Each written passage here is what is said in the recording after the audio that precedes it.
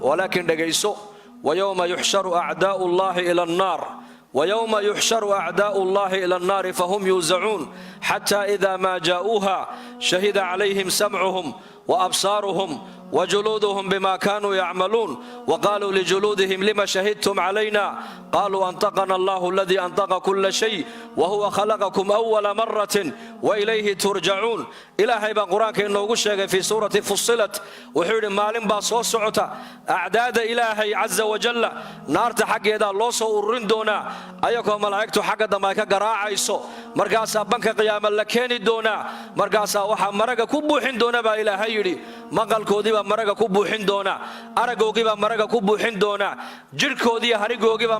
maraga ku buuxin doona markaas ay orani doonaan marka naarta lagu wada guro ee afkiil xidhnaana loo furo bay oran doonaan annagu innikaan badbaadinayne oo naarta inaad ku dhacdaan niga badbaadinayay buu afkii leeyahay maxaa maraga iigu buuxisan maadi qarisaana markaas gacantii lugtii ba hadlaysa oo ishii dhagtii ba hadlayso oran doonta annagu iskama nu hadline ilaaha wax waliba ka hadliyay ayaa naga hadliyay bay oranayaan waliba isaga marka hore in abuuray biyo yar buu inaga abuuray waana kaad xaqiisa u noqonaysaan baa lagu oranayaa haddaad kamarada bini aadamku ay sameyseen aad ka cabsanayso ilaahay ku abuuray aad ka xishooni weyday waxaad doonto aad eegayso waxaad doonto aad ku hadlayso sidaad doonto aad u soconayso waxaad ogaataa maalin baa soo socota kamarada kugu rakiban oo dhan laga warrami doono ugu dhagtu way warrami oo maxay sheegi dhagtu waxaad ku dhageysanaysaa bay sheegi ishaadu way warrami oo maxay warrami doontaa waxaad ku daawanaysaa bay sheegi doontaa harigan uu warrami doonaa harigan muxuu sheegi doonaa wuxuu ku koray xaaraan ba mise xalaal uu sheegi doonaa jirku beentuna waxay iska noqotay mashruuc lagu shaqaysto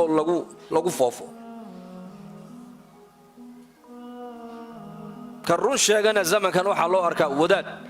ka beenalahana waxa loo arkaa war magaal digaas waa reer magaala bahal inkaaran bay dhaaday qolada reejkiga inkaaran fahamt maalin baa iimaan doonto waxa soo xubno bini aadan oo jirkeena ku jira warka ay sii deyni doonaan halkee loo baxsan doona maalinta baliisheeg اليوم نختم على أفواههم وتكلمنا أيديهم وتشهد أرجلهم بما كانوا يكسبون أفكنا لغا قبني دونابا إلى هيدي عطي اللغوه كور من دونابا إلى هيدي عبسدي الله رب العالمين عبسدي سيمر كي نقو يراتي ayaa dhacday dad badan oo muslimiin inay been iska sheegaan inay wax walba ka shaqeeyaan inay wax walba daawadaan inay wax walba dhageystaan inay siday rabaan ay u socdaan taas keentay markaas cabsidii ilaahay marka qalbigeena ku yaraatay qalbiga shaakirku waxa weeyaan waa qalbiga labada sifo xambaarsan bay culimadu leeyihiin al-khawf war-rajaa wa qalbiga ay ku jirto cabsida ilaahay baa qalbiga ku jirta marna maaragtaan rajada ilaahay baa qalbiga ka buuxda marna uu cabsoonaya oo ilaahay qabashadiisu ka cabsanaya ilaahay ciqaabadiisu ka baqaya ilaahay xisaabtiisu ka baqaya ilaahay la kulankiisu ku si talagalu ka baqaya marna waa muumin weeyaano rajaaga ghalib waa rajaayo raxariista ilaahay buu rajaynaya ilaahay jannadiisa buu rajaynaya ilaahay naxariis badan inuu yahay buu garanaya ilaahay dambi dhaaf inuu yahay buu garanaya cabsidana qofka muslimka waxa laga rabaa waa intan uu caafimaadka qabo weeyaan rajadana waxa laga rabaa waa markuu dhacu bukoodo xanuunsada laga rabaa inuu rajadu soo baxdo intaad caafimaadka aad hayso ee dhalinyarada aad tahay ee amniga aad haysatid ee arsaaqada aad haysatid waxa la doonayaa inaad ilaahay ka cabsotid maalinta da'daadu ay weynaatay 70 aad gaadhid ama 75 aad gaadhid ee dhinac walba laga qaabtay xanuunku uu bato ee hadeetoola aad dhinaca dhulka dhigtidna waxa la doonayaa inaad tiraadid allah ilaahay baan haystaa ilaahay waa kariim rabbi kariima oo raxiima oo ghafuura oo shakuura oo afu ilaah kariima oo dhaafid badan oo naxariis badan ayaan u tagayaa inaad tiraadid baa loo baahan yahay Abdullah ibn Mas'ud radiyallahu anhu ayaa sankaraadkii markuu xanuunsaday Uthman ibn Affan baa u yimid markuu Abdullah dhulka uu ku dhacay markaasuu soo buuqday baa leeyahay wuxuu ku yidhi maxaad ka cabanaysaa bal ii sheeg halkee kuugu daranoo maxaa kuu haya oo macnaha halkee kuugu daran markaasuu meesha iigu daran ma kuu sheegaa dunuubtaydii baa iigu daran buuhi dunuubtaydii innaka maanta qofku markuu xanuunsado ee la yidhahdo halkee kuugu daran muxuu sheegaa meesha laga hayuu taaban halkaasa laga haya halkaa kala laga haya cabdullaahi bin mascuud meel xanuunaysa ma sheegin waayo baahidooda makhluuq uma sheeganayaan baahidooda ilaahay bay u sheegtaan makhluuqa baahidooda way ka qarsadaan baahidooda ilaahay bay u sheegtaan walaakiin wuxuu yidhi meesha iigu daran waxa weeyaan waa dunuubtaydii famaa tashtahi buu ka yidhi maxaad haddana naftaadu ay jeceshahay qofku markuu xanuunsan yahay waxaa la yidhi war naftaadu maxay doonaysaa bal noo sheeg markaasuu caano yar ii keena buu odhan khudrad yar ii keena bariiskan iga qaado walaakiin cabdullaahi ibn mascuud wuxuu yidhi waxay nafsadaydu ay doonaysa maanta waxa weeyaan waa ilaahay naxariistiisa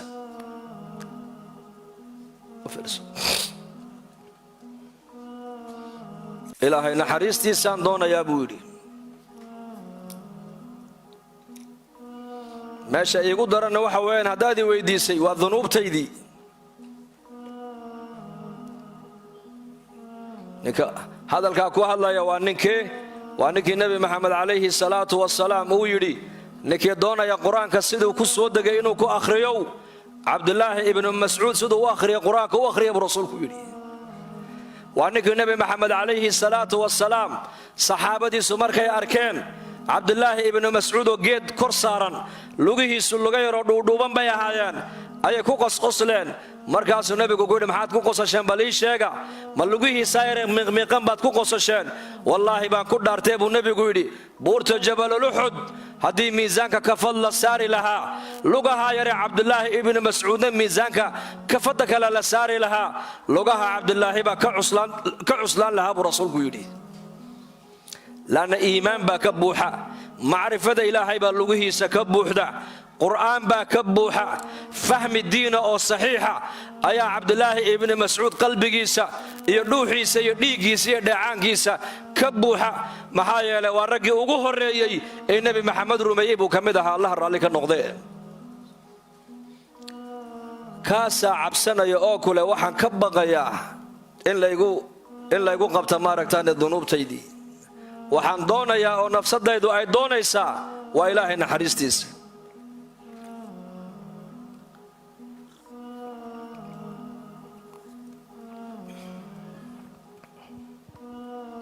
allah inuu dambi dhaaf qalbi shaakir allah ina siiyo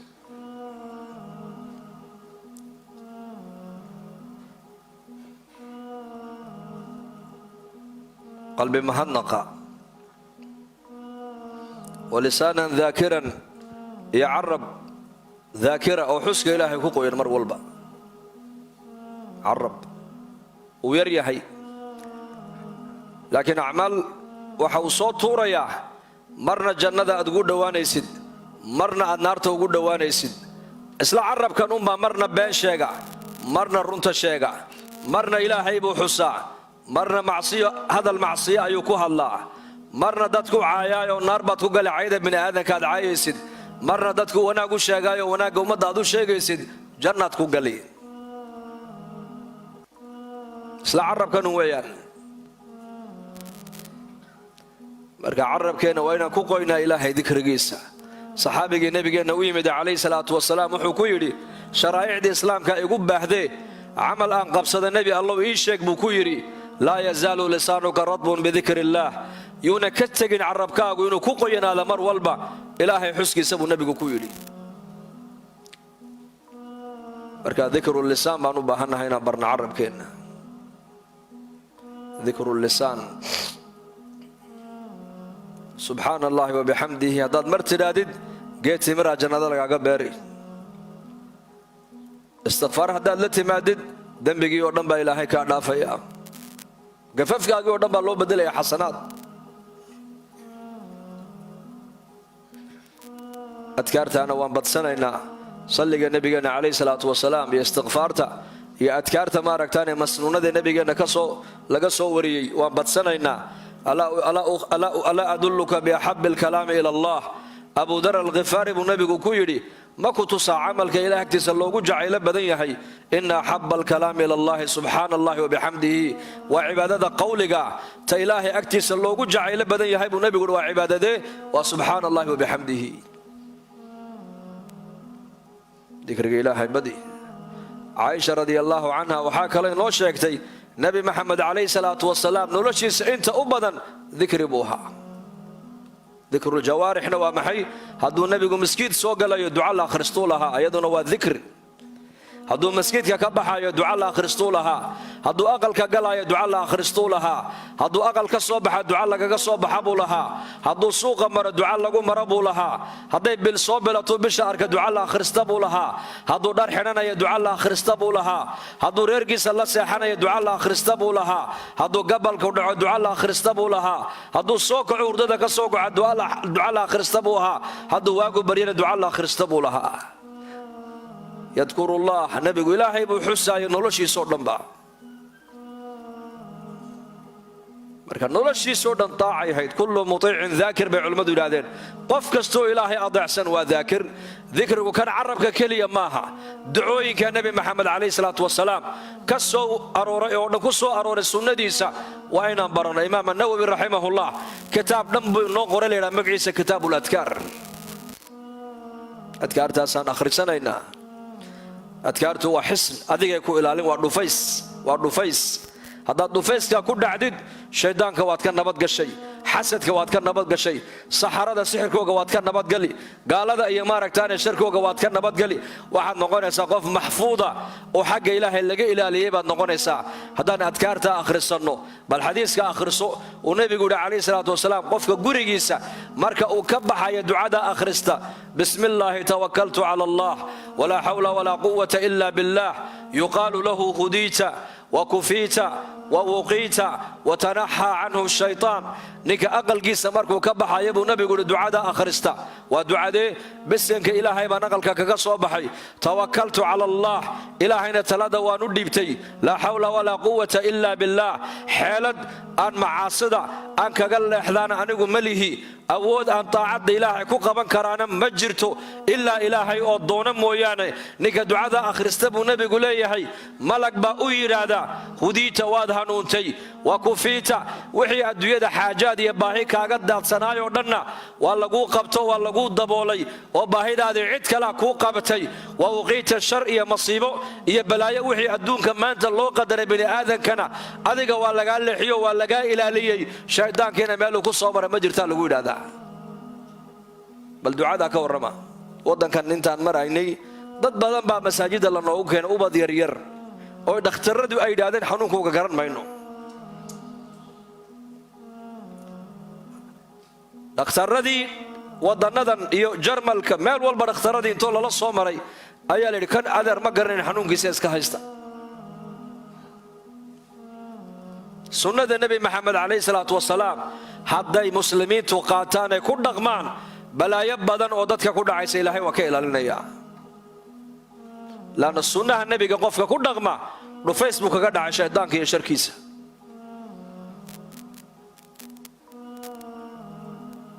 لذلك أذكرت النبي قلنا هم برنو إن شاء الله هذا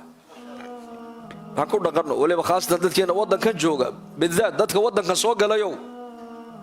أذكرت أسكو إلى قولوا والله يا معودتينك صلاة المغرب مركي لقى بحنا صدح جار خريستا بعد صلاة الفجر صدح جار خريع صلاة كالصفر ذا مركا لقى بحنا هالمر أخرستا هبينك مركا جيفاني سنة كتاب كان حسن المسلم وكتاب حج بقي سؤوير يهي لكن معاني وين بو حنبار سيه كتاب كاير انتو الله صوب بحدان حافظها دغو دمر كان هلا برو وبد كان هلو اخريو اقل كان آية الكرسي كو اخريا هبينك مركو قفك مؤمنكو جيفانا يبو نبي يقولي آية الكرسي قفك اخرستا هي habeenkaasoo dhan waxa ilaalinaya buu nabigu ma aragtaan xaafid waa lagu ilaalin malag ba ku dul taagan oo ku ilaalinaya shaydaanku meel uu ku soo mar helimaysa marka carabkeena carab daakir Allah ka dhigo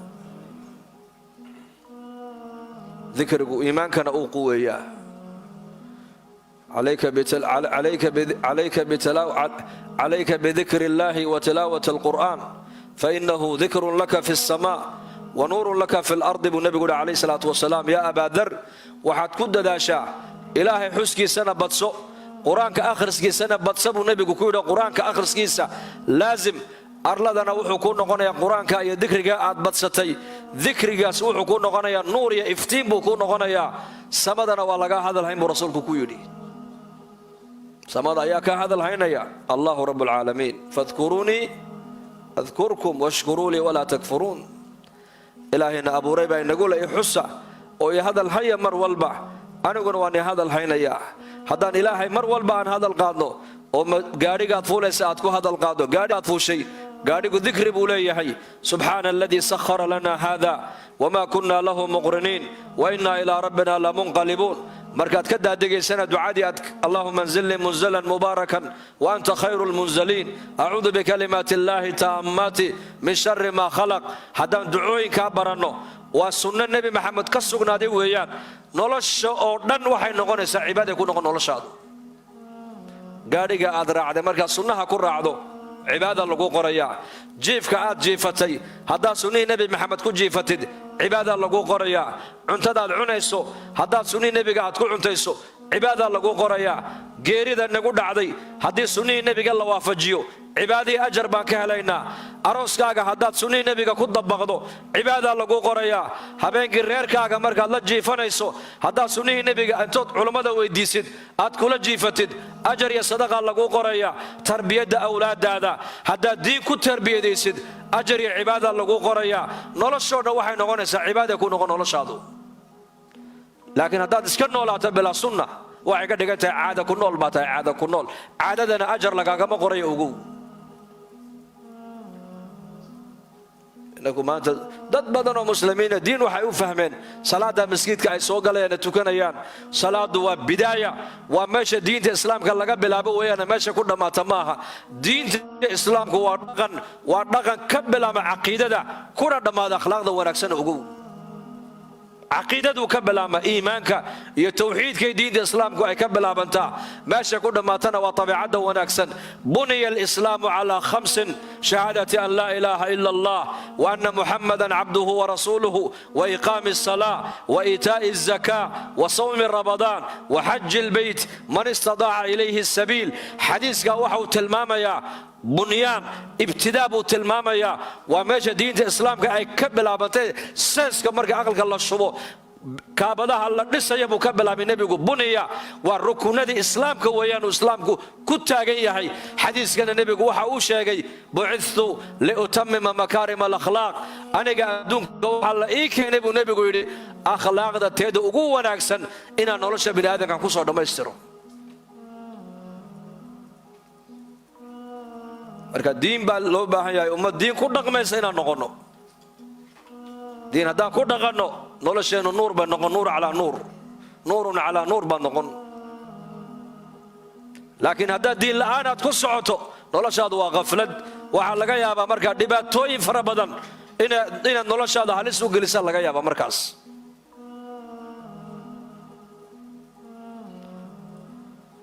الله ينسيه وبدنا على البلاء صابرا بالنبي يقول وبدنا على البلاء صابرا ونعمة صدحات قلبا شاكرا ولسانا ذاكرا وبدنا على البلاء صابرا بالنبي يقول قفك إلهي أوسي نعمة صدحات بالنبي يقول ونعمة داس وقفك إلهي أوسي جد بلا يد حق الله وقت ما دعو أتكيسي بدن حنون هدو كل سو درسو ده إلهي باكو كان أتكيسو فقري هدو كل سو درسو ووحكو قدرناي أتكيسو مشاكل هدي كل سو درسان ووحكو قرناي اسكا أتكيسو وماشا قال كي مسلم كو كلا وعدان ويان قال دونا waxaan siday u dhaceen buu leeyahay muslimkuna waxa uu leeyahay way qorneed arintani hore uga soco way qadarnay lama baajin kareen dad badan maanta markay qadarkii ilaahay ay garan waayeen ee fahmi waayeen zamankii aflagaadayaan waqtiga sida ii galay soo ma yidaahdaan يؤذيني ابن آدم ولم يكن له ذلك يسب الدهر وأنا الدهر الأمر بيدي أقلب الليل والنهار با إلهي الحديث القدسي إن آدم با إدبي با إلهي وصدين آدم إدبي زمن كو أفلقادين يا زمن ماها الزمن وحا وحب بدل إلهي وحا وليهي amarku aniga gacantaydu ku jira habeenkii maalinta aniga keenaya nolosha adduunka aniga marka gadindaya ba ilaahay yidhi marka waxbad zamanka yaanan afka lagu taagine zaman sida ku galayna ma jiro dad badan oo muslimiina maanta waa ku hadlaan erayadaas waqtiga halka ay dhigay waqtiga aniga iga jeestay reehbel hadaatin waqtiga inila haya waqtigiiba kor inii qaaday waqti kor kuma qaado adigana kana kor uma dhige ilaahay ba azza wa jalla dadkiisa inna kor buu qaadaa inna hoos buu u dhigaa in maalqabeenu ka dhigaa in fuqara masaakiin buu ka dhigaa in xanuun buu ku ridaa in caafimaad buu siiyaa in ubadku ka qabtaa in ubadka loo ballaariyaa in ilaahay waa cizeeyaa in ilaahay waa duleeya in ilaahay ba hanuuniyay inay luntay halowda ilaahay ba ugu talagalay waa maqaadiir weeyaan qadarka aamin waxaad noqotaa istislaam الاستسلام لله والانقياد له بالطاعة وأساسيات التوحيد كويان إنه قفك إلهي اسكو ديبو وحي طاعة إلهي وفرن ولي مادو واتقفك مسلم كعقيدتي سيكون لسنتها هذا الددالية وشقيسنا يا قدر كآمن هذا ازدوينا ودودي استعماليا قدر كآمن هذا شقيسنا يا حوكسنا يا قدر كآمن هذا فعلك اللي يمدي هذا قدر كآمن قدر كأن لقى تجي مايو شقدا إيه أسبابتنا لقى تجي مايو وأنا لابد أصل السعودان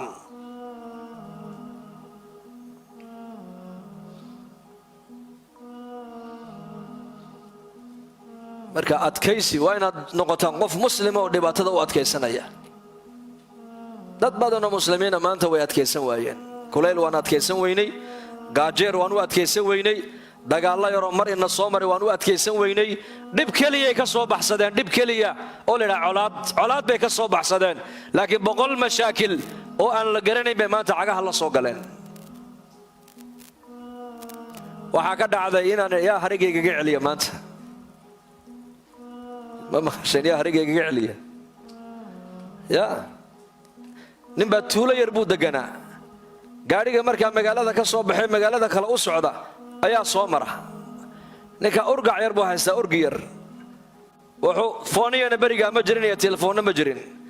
laakiin wuxuu eegtay aad u eegtay xilliga baabuurka meesha uu soo marayay oo dadka buu ka iibin jiray markaa cuntada baabuurkii baa dhexda ku jabay markaa urgicii kaliya uu lahaana uu qalay baa la yidhi halkan uu yaalaayo markuu baabuurkii uu waayay urgi ayaa ka cun hilibkii intii leeka ayaa wankii harigayga celiyay buu yidhi dadkii maanta halka dhulkan u soo qaxay oo dhan waxay marayaan calaacal arayaa dalkayga nabadu nooga dhigo mar nagu celiya dalkuna de waa nabad ogaada hada dhibaato ma jirtee dhibaato ma jirto dhibaato waxaa jira kuwa idaacadaha journalistiska iyo jaraa'idadu ay abbuunbuuniyaan wax weyn ka dhigaan mooyaane dhib ma jirto dhulkan dadku ay u yaaceen baa ka dhib badan dadka dhulkii joogay gaalnimo looga baqi maayo laakiin dadka dhulkii ka soo baxay ee dhul gaala tagay oo iyagu waa muslimiin waa run la ubadkay gacanta hayeen la yimaadeen waa muslimiin waa run laakiin kuwa dhali doonaan iyo kuwa si dhali doonaan ilaahay baa ogsay ku dambeyn doonaan laakiin xaaladdu waa halis weeyaan adkaysi baa qofka muslimka looga baahan yahay inuu adkaysto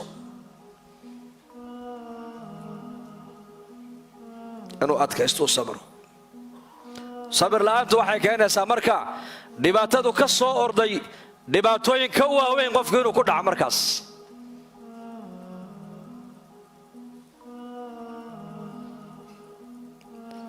marka wixii ilaahay noo qadaray raalli baan ku nahay gabadhii xabashiyadii reer madiina ahayd ee nabigeenna u timid calayhi salaatu wasalaam waxay tidhi yaa rasuulallah waan suuxdin baan qabaanu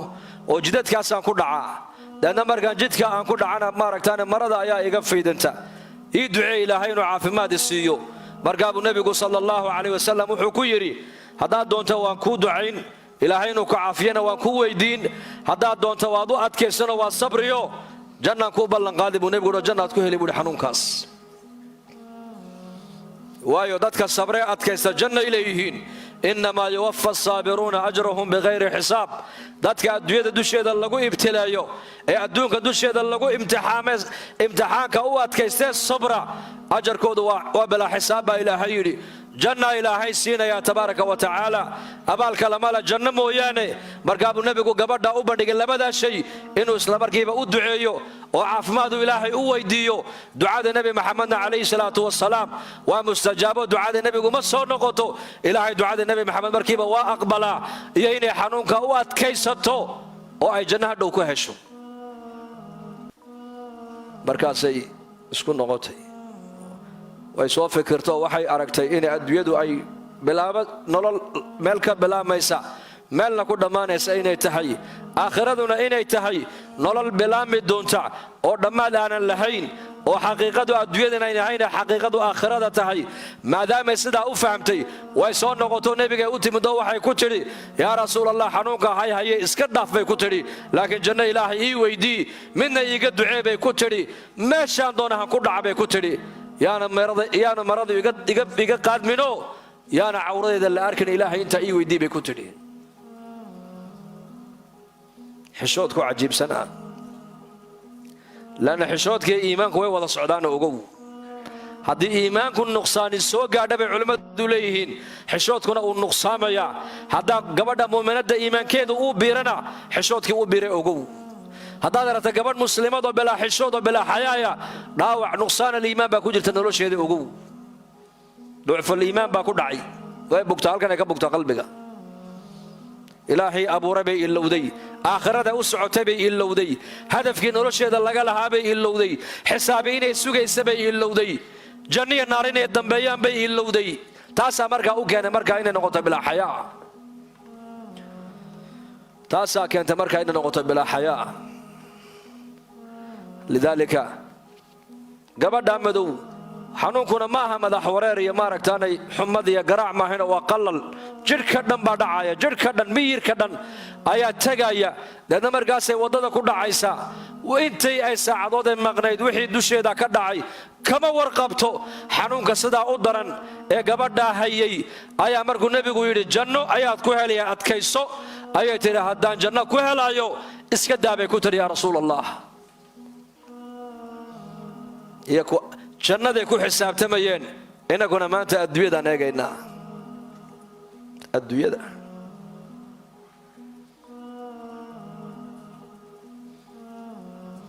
waxaan eegnay meesha maaragtaanay tacliin ubadkeennu ay ka helayaan caafimaad ay ka helayaan nabadgelyo ay ka helayaan hadhow shaqo ay ka helayaan ay ku yar cayilayaan intaasaan eegnay deedna maanu eegin dadkan aakhiradoodii iyo diintooda siday noqon doontaa yaa muslim ukhtilmuslima meel dheer wax ka arag ha noqon qof ban leh ha eegin nolosha adduunyada waa inaad eegtaa tani way dhammaan aakhirana waa la isweydiin doonaa ogow awlaaddu waa nicmado waa lagu weydiin doonaa arsaaqadaan cunayna waa nicmado waa layna weydiin doonaa islaamnimada waa nicmado waa lagu weydiin doonaa afar shay baa qof walba marka qiyaama lagu weydiin doonaa cimrigii muxuu ku soo dhammeeyey dhallinyarnimadiisii muxuu ku soo gaboojiyey arsaaqadda uu cunaayey halkay ka soo gashay halkuu ku bixinaayey cilmigii ilaahay barane muxuu kaga camal falay qofka waa la weydiin doonaa waa layna weydiin maxaan ilaahay la hortegaynaa markaas gabdhihii reer madiina allaha raadi ka noqdee caafimaad baa nebi maxamed ducadiisu waa mustajaaba hadduu gacanta kor u qaaduna ilaahoo gabadha caafimaad hadda sii ilaahay caza wajalla waa siinayaa markiiba laana ducada nebigu waa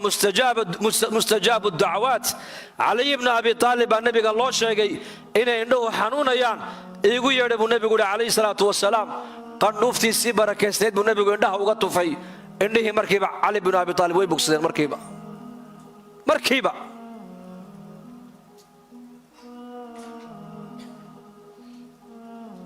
mubaarak buu ahaa nebi mubaaraka carabkiisa ilaahay barakeeyey, gacantiisa ilaahay barakeeyey, qandhuuftiisa ilaahay barakeeyey, hadalkiisa ilaahay barakeeyey sallallahu alayhi wa alihi wa sahbihi wa sallam. kaasay u timiday ku leedahay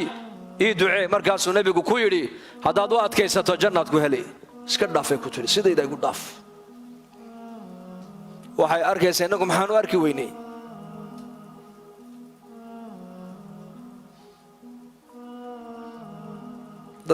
dalkaad aan ka imanay innaku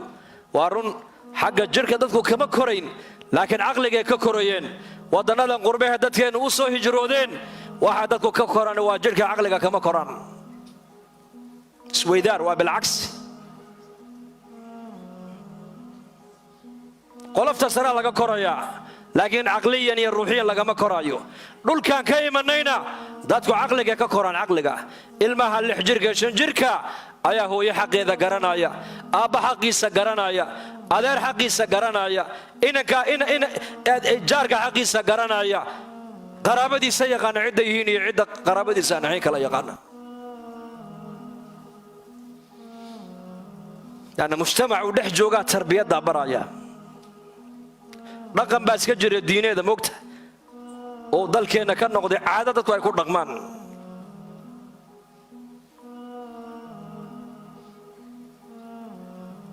sabir la'aantii waxayna baday in dad badan maanta dhibaato ay ku dhacaan. muslimku uu adkaystaa, uu sabraa. jidhkaaga waa inuu ahaadaa jidh adkaysi badan. gaajada u adkayso, xanuunka u adkayso, masiiba hadday adduunyada kugu dhacda adkayso. ha degdegin.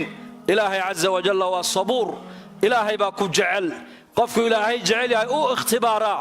ilaahay cilaqa la yeelo. weliba qofka muuminkaa baa la yidhi markay dhibaata ay la soo daristo waa marka la doonayo ilaahay inuu u dhowaado. waa markii loogu talagalay inay ducadiisu ay noqoto duca ruux leh, quwad leh. qofka haddayna dhibaata ku dhicinba ma garanayo ilaahay. dhibaata inay kugu dhacdaa waxa weeyaan waa marka ilaahay la barto weeyaane ilaahay bannaanka loogu baxo.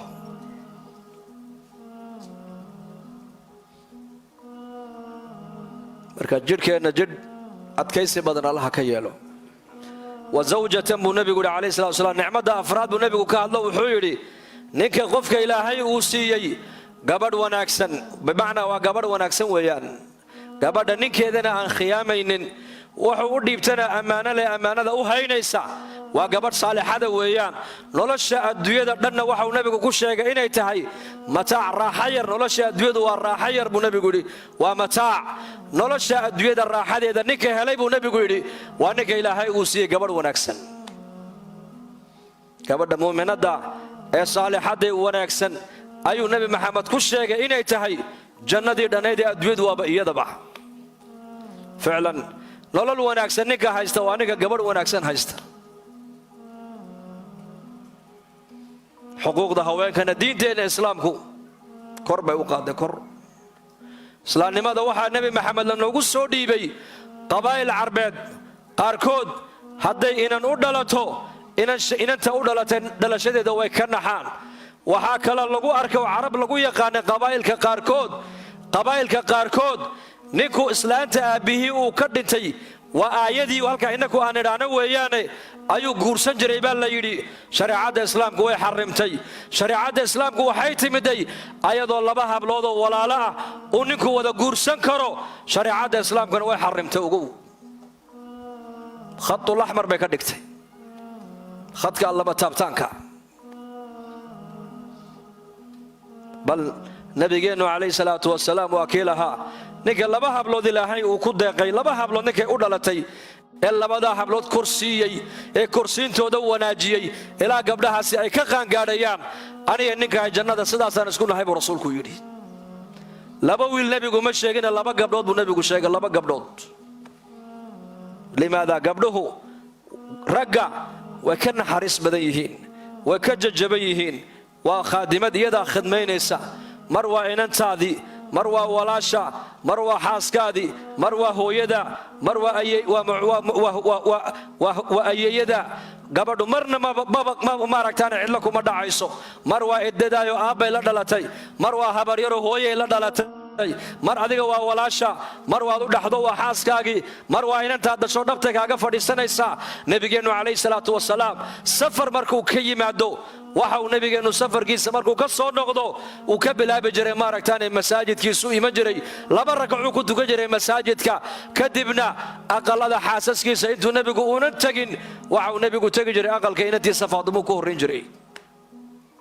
maxaa halkaana tusinaya uu nebiguna barayaa gabdhuhu nebiga agtiisa qiimahay ku leeyihiin. bal aniga waaba lay jeclaysiiyey buu nebigu yidhi, ilaahay baaba igu beeray buu nebigu yidhi. muxuu kugu beeray? 3 jacaylkooda laygu beeray buu yidhi. dumarka waa xaasaskiisa, ilaahay baa jeclaysiiyey nebiga calayhi salaatu wasalaam. haweenka nebi maxamed uu qabay mid walba haddii la odhan lahaa nebigu dadka ayuu ugu jeclaa, mid walba waxay dhihi lahayd nebigu anuu xaasaskiisa igu jecel yahay. limaada? laanna nebi maxamed akhlaaq wanaagsan baa ilaahay siiyey, dhaqanka wanaagsan ee nebigeennu uu qabay ayuu nebigu reerihiisa ku wada raalligeliyey.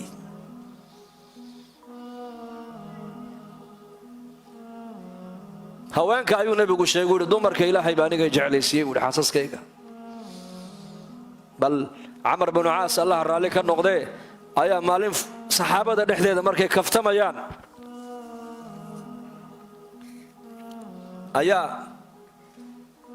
yaa lagu yidhi nebigu saxaabada ayuu ugu jecel yahay, markaasuu anuu igu jecel yahay. markaasaa warmaya ka daa, anuu igu jecel yahay, waaba weydiinba.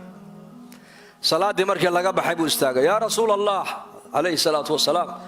saxaabadaada ayaad ugu jeceshahay bal ii sheeg. markaa buu nebigu yidhi caaishaan ugu jecelahay buu yidhi. inagu miskiin dhexdeeda ninku inuu yidhahdo xaaskaygaasaan ugu jecelahay dadka waa ka xishoon soo maha nebi maxamed kama xishoon, uu sheegay qadarka haweenku ay leeyihiin buu nebigu saxaabadiisa tusinayey. camar binu caas baa xishooda, uu yaabo, wuxuu yidhi haweenkaaga maaha ragga. markaasuu aabbaheed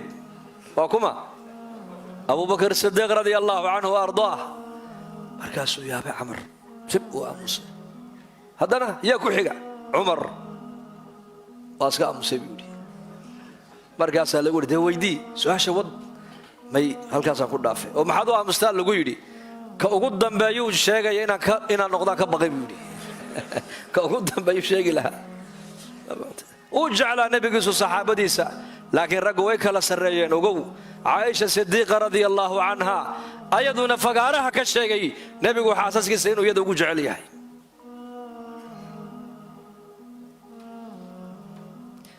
dumarku waa masnac, waa warshad. waxaa rag adduunka socdoo dhan ayaa kaa dhalay. calooshooday nagu qaadaan, naasahoogaasaan maaragtaan 2 sano ama sanadii badh nin walba halkaasuu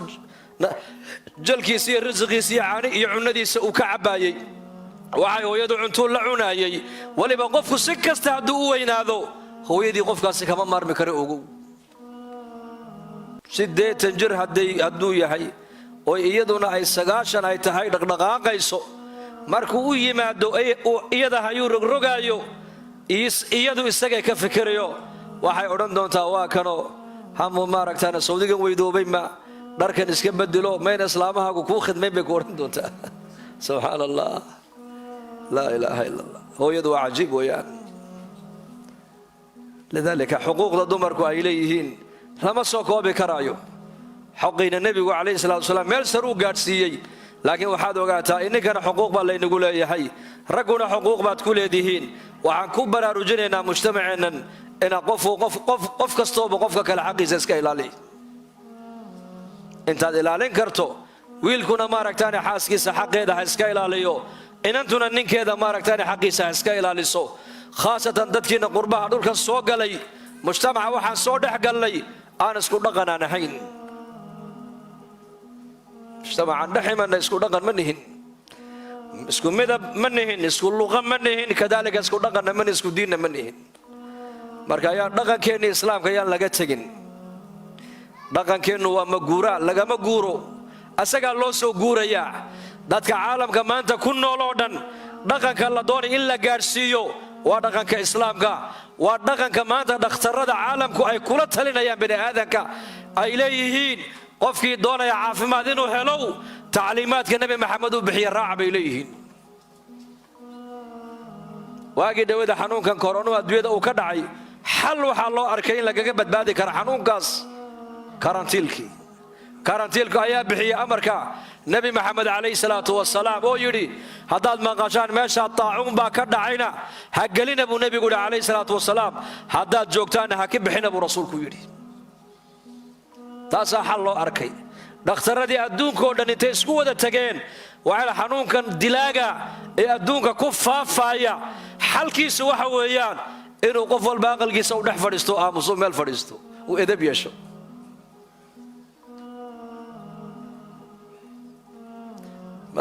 nin madaxa waxa uu ahaa baan u malaynayaa ra'iisul wasaaraha Itoobiya dhagahagaasaan ku maqlaayeen isagoo muslimiinta la hadlayo ku leh waana ciidii waana bishii Ramadaan is-ilaaliya xanuunkaana uu jira daawadana nabi maxamed baa sheegay buu 1400 sano ka hor wallahi hadalkaas uu yidhi xanuunka daawadiisa waa inuu qofku gurigiisa fadhiyo buu yidhi fadhiya qalladino nabi maxamed baa sheegay buu cilaajka adduunku xanuunka ay kaga badbaadayaan basharku maanta xaggan uu soo socdaa dhaqankeennii baa lagu soo socdaa islaamka yaanan weydaaran ku sugnow diintaada dhaqankaaga islaamka muuji oo noloshii guriga xayaatadii guriga cishradii guriga ee labada qoys laga rabay inay ku wada dhaqmaan yaanan laga tagin gabadhana muslimadana waxaan leenahay hadduu ninkaagu uu maaragtaane kugu xumaada ka soo qaad oo sidii la rabay uu kuula dhaqmi waayo ha degdegina sabir adkayso u ducee u nasteexee culummada la soo xidhiidho waxaad tidhaahdaa war ninkaa iga qabto iga nasteexeeya salaada kuma fiicno akhlaaqdiisu ma wanaagsano ubadkiiyo reerka inuu burburiyuu doonayaa war ninkaa u nasteexeeyo ilaahay xaggiisa ugu yeedha oo diintii iyo masaajidda ugu yeedha dhahada hadduu kaa culummada ayaa lagu diraa qofka waa loona duceeyaa adiguna akhlaaq wanaagsan baa lagula dhaqmaa qofka walaalkaaya waayo raggu in fiicanna way leeyihiin runtii inaan fiicnaynna way leeyihiin in wanaagsanna way leeyihiinoo waa in salaadii diintii iyo cibaadadii iyo xuquuqdii reerahooga ilaalinaya ubadkoogii iyo reerkoogii ka warhayana way leeyihiin inaan xaggaa ku fiicnayna way leeyihiin gabdhuhuna waa la mid in wanaagsanna way leeyihiin inaan wanaagsanayna way leeyihiin laakiin ha milmin dhaqankaaga ha ka tagin haweenayda buu nebigu yidhi calayhi salaatu wasalaam uu ninkeeda u yeedho u baahday ee iska diidda waxay waagu ka baryaya buu nebigu yidhi malaa'igta ilaahay baa lacnada buu rasuulku yidhi cadhada ilaahay ha isku bandhigin xuquuqul cibaad wax la yidhaha baa jira waxaa la yidhi ninkana addoommaha ilaahay xaqa ugu horreeya waxaa ku leh waa labadiisa waalid hooyadii iyo aabbihii baa ku leh xaas markay gabadhu ay noqoto baa la yidhi xaqa ugu horreeya ninkeedaa ku leh sidaad ninkaada aad u qabateed ula dhaqanto ayaa ilmahaaga loola dhaqmiyo ogow haddaad ninkaaga aad wanaajisid adigu oo hadduu dhib badan yahayna aad u sabirtid hadduu baari yahayna baarinimadiisa aad ka faa'iidaysatid oo tacaawunka diiniga aad isku tacaawuntaan oo ilmihiinnana diinta iyo aakhiradooda aad ka wada fikirtaan waxaad ogaataa ilmahaagaabaad waddo fiican u jeexday ogow haddii laakiin gabadhu ay ninkeeda si xun ula dhaqantana ilmahay dhashoon baa si xun loola dhaqmi doonaa waa la mid ninkuna kadaalika hadduu xaaskiisa si xun ula dhaqmo ilmahaaga unbaa laga goyn doonaa saad ula dhaqanta islaantaadii ogow xuquuq baan isku leenahay xuquuq alcibaad xaqiisa ilaahay hadduu addoonku ka gaabiya baa la yidhi ilaahay waa cafin karaa laakiin xuquuqda bini aadanka dhexdooda ilaahay ma cafiye ogaada oo nabigeennu calayhi salaatu wasalaam waa kii lahaa xadiis fi sunan maalin kastoo isniina iyo maalin kastoo axada maalin kastoo isniina iyo maalin kastoo khamiisa acmaasha wanaagsan ee addoommaha wanaagsan ay qabtaan ayaa ilaahay la hordhigaa buu nebigu yidhi addoon kastoo ilaahay aan u shariig yeelin dembigiisa waa laga dhaafaa buu rasuulku yidhi allah inaga dhigo ilaana qofka hadduu shirka hadduu ku dhaco dembigiisa la dhaafi maayo ilaahu shirkiga ka toobadkeeno hadday laba qof oo muslimiina ay jiraan oo dhexdooda cadaawa ay ka jirtana ama caloolxuma ay dhex taallana buu nebigu yidhi kuwaana camalkooga lama furo. ilaahay baa yidhahda celiya kuwa kitaabkooga celiya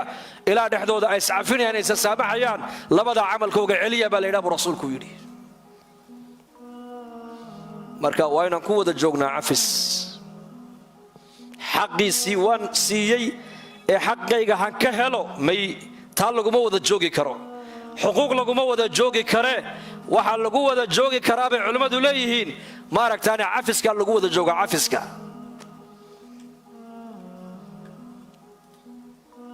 ninkuna gabadhiisa wixii akhtaa ka dhacay waa inuu iska cafiyaa.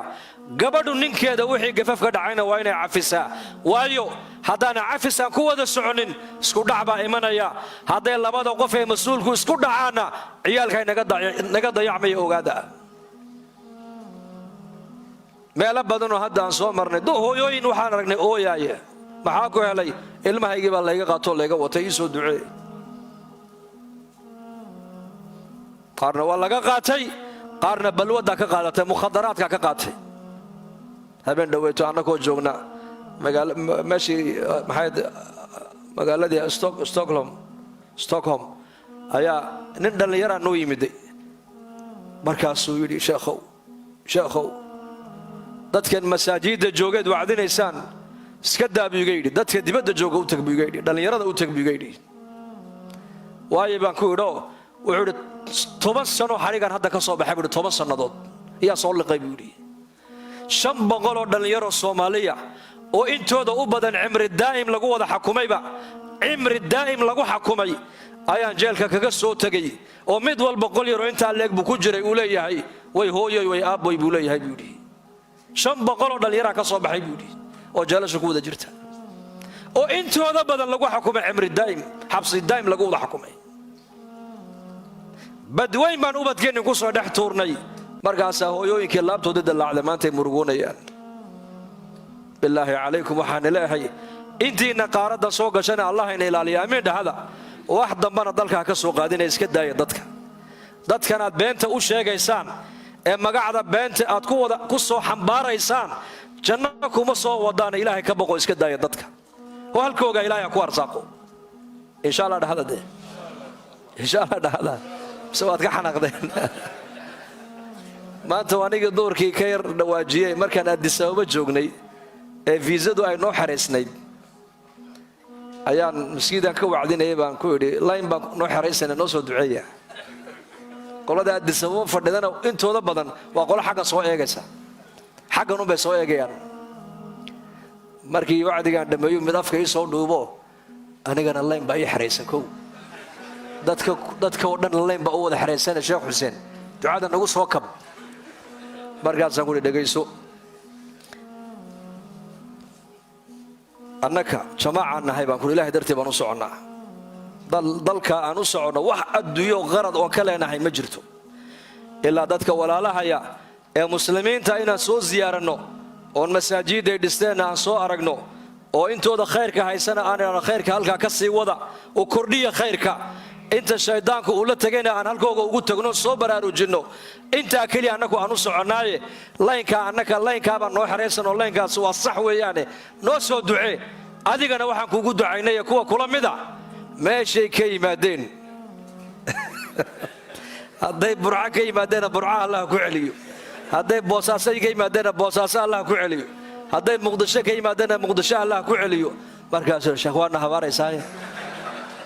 habaar maahayna waa duca baan ku yidhi. haddaad wax garanayso waa duco, waa duco.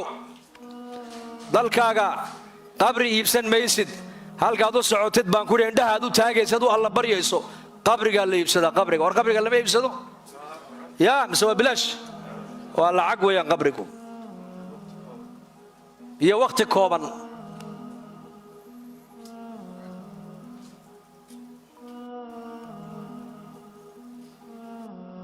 dhulkaaga allaha kugu arsaaqa baan ku yidhi. arsaaqad xalaala muslimkaaga ku dhex jira. nin sheekhaa markaa igu yidhi waad asiibtee halkaa ka wad buu yidhi habaarka. sheekho مسجدك كتبت كبر رجل حق الدم حلقة كود بيقول حبار بيقول كون أقلده الله كعليه.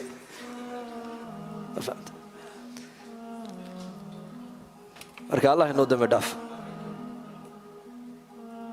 diintana allah inagu sugo run ahaantii alxamdulilaah nima dhaliilayno khayr badan baa inaga muuqda dadkii muslimiinta ee qaaradan u soo gudbay dadka maanta diin laga duugsanayo waa ininka masaajid kastoon ku tukanoo dadka hayay ama tujinayay ama gacanta ku hayay waa dadkeenna af soomaaliga ku hadla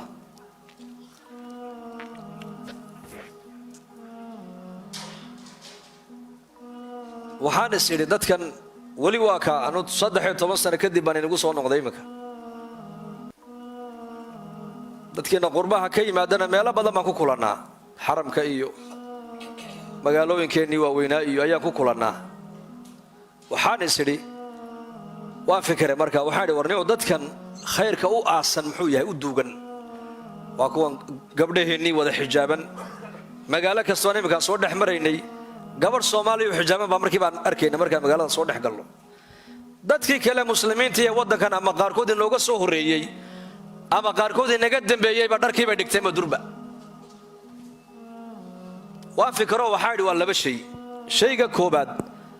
waddanka innaku aan ka soo jeedno waa waddan 100% muslima waa waddan saxwa islaamiyana ay ka socoto oo masaajidii kutubtii xalaqaadkii baa inooga socda macaahidii baa ka furan meel walba dugsi meel walba ijtimaac jamaacadadii culimmadii ducaadii khayr badan baa waddankeenni ka socda taasi horta wayna saacidaysaa talabaadna waxa weeyaan baan is idhi dadka soo baxay culumaa dhex socota ficlanna culumaa inala socota waa kuwa masaajidda gacanta inaygu haya hadday khudba tahay hadday mu'tamar tahay hadday muxaadaro tahay hadday wacdi tahay hadday tacliin tahay waa kuwa ayna baraarujinayna daba socda laakiin waxay arrini ka taagan tahay kuwa waddankan ku dhashay kuway sii dhali doonaan calaamatu su'aalku kuwa buu saaran yahay say noqon doonaan ilaahay baan haysanaa insha allah dhahda yaa inoo maqan hore yaa inoo maqan allah baa inoo maqan laba shay haddaad la timaadaan waa badbaadaysaan waxna waa badbaadinaysaan ilaa bad baa lagu soo dhex dhacay moogta badweyn ninka ku dhex dhacay waa inuu dabaal yaqaana hadduu dabaal aqoon ka warrama bad baa lagu soo dhex dhacay meel kasta waa bad dhulkan ka imana xataa macaasidu way jirtaa waxaa ka badbaadaya maanta macaasida iyo qafladda iyo diin la'aan waa qofka diinta ilaahay ka shaqeeya in lam takun daaciyan fatakunu madcuwan bay culimmadu yidhahdeen haddaad dadka adigu khayrkaad ugu yeedhin adigaa lagu yeedhi haddaad khayrka aanad ka shaqaynin shar baad ka shaqayni haddaad xaqa ummadda u bandhigin adaa baadilka lagu bandhigi magaalo helsinki la yidhaha maalin dhaweytoon joognay masaajidkii annaku aan joognay dhallinyaradii nala socotay unbaa mid wuxuu noola soo galo un buugaan af soomaali ku qoran war waa maxay buugaanta nin caddaana iyo islaan caddaan oo isla socda ayaa iridda taaganoo waxay gu idhahdeen ma eritari baa tahay ma oromaa tahay ma soomaali baa tahay maxaa tahay soomaali baan ahay kii soomaaliga ii dhiibeen buu yidhi waa buug markaan eegnan waxaa ku qornaa nebi ciise iyo hooyadii rumee labada ilaahay arlada u soo dhaadhacay ahaayeene rumayso waad ku daba liibaan iyo kee haddaad markaasaan ku idhi noo dhaadhaco soo fiiriya markaasuu u dhaadhaco uu soo waayey annakii dhannaye khuruujka tabliiqa la socnaba lana tabliiqeeyeba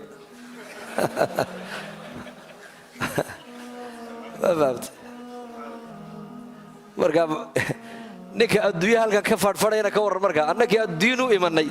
ayaaba dacwaddii markiiba lana gaadhsiiye raggiinna adduunyada eryanaya ka warnay 15 saaca tagsiga saaranow seed yeeli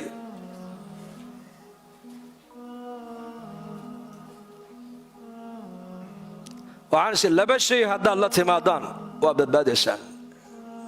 laanna ardada ilaahay baa iska leh yaa cibaadii ina ardii waasicatun fa iyaaya facbuduun baa ilaahay yidhi yaa cibaadii addoommahaygiiyow dhulkan waa ballaadhan yahay arlada anaa iska leh arladaydu waa ballaadhan tahay baa ilaahay yidhi arlada korkeedana aniga igu caabuda baa ilaahay yidhi nebi ibraahim calayhi salaam dadka adduunyada ku nool oo dhan baa dhinaca iska taagay keligii, isaguna waa keligii. laakiin nebi ibraahim xaqa la jiray ogow, yaa la jiray xaqa la socday, saaxib alxaq buu ahaa. dadka adduunyada ku nool oo dhanna dhinaca bay iska taageen, walow qaraabadiisii ha ku biiraan. markaasaa dab loo shiday, dabka loo shiday holaciisu wuxuu gaadhay haadka samada maraya inuu soo dhaco. nebiyullaahi ibraahim calayhi salaam laba shay buu ku badbaaday, laba shay bay culimmadu yidhaahdaan. shayga koobaad waxa weeyaan dadka ilaahay buu ku xidhaayey, shayga labaadna asagaa ilaahay ku xidhnaa. labadaa khasladood hadday muslimiintu ay la yimaadaan, meeshay doonaanba ha joogaan, fasaad kastay ku dhex dhacaan, fasaadkaa ma saamaynaya ogaada, way ka soo dhex bixi doonaan insha allah. dhahada labadaa shay, inaan dadka ilaahay ku xidhno, innakuna ilaahay aan ku xidhnaano. yaasaa u diyaara. allah ina barakeeyo. fa insha allahu tacaala kolley annaku safar baan iska naho, xagga iyo magaalo kalean ku sii dheeranaynaa. sida aad noo soo dhowayseen, ilaahay ninkan haynii soo dhoweeyo. waanadaa iyo naseexadaa uunbaa jamacaddu ay la socdaan, culumana waynila joogtaa. annagu magaaladan markii hore waxaan lahayn, leanna magaaladan aan dhowatay culummadu mu'tamar ay ku qabteen. waxaan idhi magaaladan culummadii usbuucii dhowatay iskugu tageen ee ummadoo dhan laga baraarujiyey ee khayrku uu ka socday 3 maalmood, waxaad ka sheegaysaan baaba iska yare. marka horeba annakuna caamadaasaan wacdinaayo wax u sheegnaa, waliba dadka dhallinyarada ee meelahay joogaan baan ugu tagnaayo kuwaasaan ku dadaalnaayo khayrka ku baraarujinnaa mooyaane masaajidda inta badan culummadaba ka hadasha. laakiin maadaama ay yidhahdeen iyaguna ha soo weecdaan oo na soo ziyaarta, inaan annakuna na soo ziyaarno ni aragno waan ku faraxsannahay. saaad noo soo dhowayseenna waxaan leenahay allah inii soo dhoweeyo, diintiinnii iyo khayrkii aad jeclaydeen unba halka aad ka sii wadi doontaan. walaalkeen baan ku wareejin doonaa ducadana insha allah, waan ku khatimi doonaa insha allah.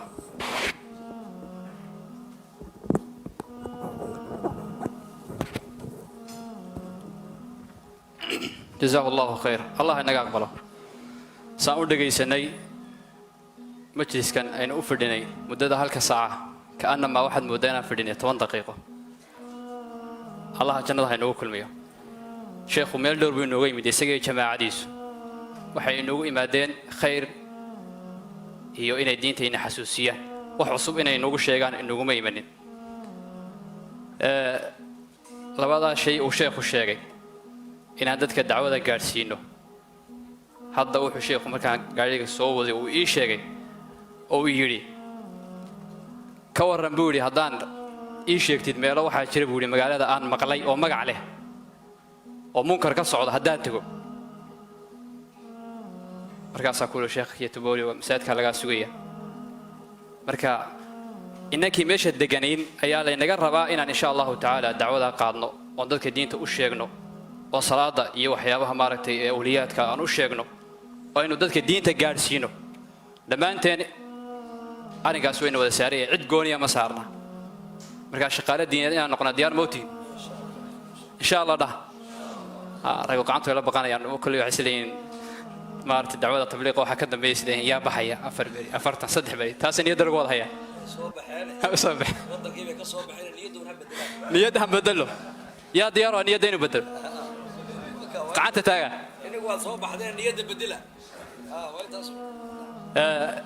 insha allahu tacaala sheekhu way inoo ducayn doonaa. dad badan baa mas'alo soo qortay oo su'aalooyin. sheekh yuusuf baa inoo jooga, imaamkii masjidka, khatiibkeennii. wixii su'aalooyina maalinka khamiista sheekheennaa weydiiyeynaa, culimmadii waa la weydiiyey. sheekhu insha allahu tacala wuxuu inagu soo gebagabayn doonaa isagiiyo jamaacadiisu 2 shay. ta koobaad, idaaradii masjidka inoo furtay khayrkii maalmaha dhaweyta socday oo dhan iyagoo ku soo jiray, soo daalay, haddana khayrka inagu daba qabtay, albaabada inoo furay, ayna soo dhoweeyey, inuu u duceeyo inuu ilaahay khayrka waafajiyo, innakana ilaahay khayrka ina waafajiyo, quluubteenna isku furo. iyo dad badan baa xanuunsanaya, qaar carruur laga qaatay, qaar xanuuno mataqaanaa kansar oo hayo, inuu ilaahay iyagana caafiyo. runtii waxyaabo fara badan ayaa maaragtay ducooyin fara badan oo nuucyo kala duwan leh, si jamacana inaan ugu ducayno. fadcu llaha wa antum muuqinuuna بالإجابة مركا أن نكون آمين تهاني رهنو شيخنا وسفر وسي سفر دونا إن شاء الله تعالى سجى جماعات كيسو رأينا غشة هذه جماعات كورنتا إن شاء الله تعالى الدعاء داس أيان إن شاء الله كعد سنة إن هاي الدعاء سنة كدمنا سي ترتيبا سادكنا هذا في دي سنة هاي إنه إلى لنا جزاكم الله خير وبارك الله فيكم.